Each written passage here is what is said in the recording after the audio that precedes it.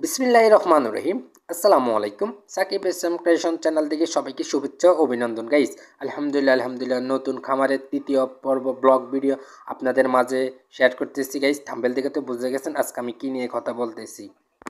Guys আপনারা তো জানেন আমার কোয়েল পাখির খামার আছে, পাশাপাশি আমি ভাবতেছি অন্য একটা খামার দিব। তো আমি খামারের জন্য কিছু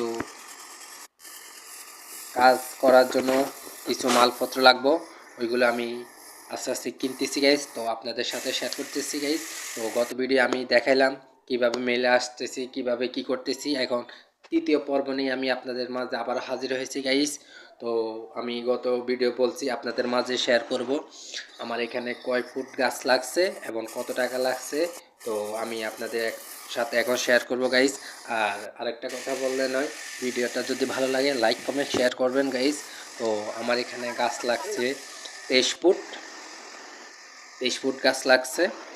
তো 23 ফুটের গাছ আমার থেকে গাছ ফুট রাখছে 350 টাকা করে গাইজ। 350 টাকা করে গাছ আমার থেকে 23 ফুট হয়েছে। 23 ফুট নিয়েছে 8,050 টাকা। আর যে গাছ চূড়ানি ওইটা মেল দিয়ে যে গাছ দেখেন না ছোটো ছোটো করে টুকরা করে, তো ওইখানে যে ছোট ছোট করে কাটতেছে আদল রুয়া, ওইখানে মেলের মালিক আমার থেকে 2,000 টাকা নিছে। তো হয়েছে কত 8,050 টাকা।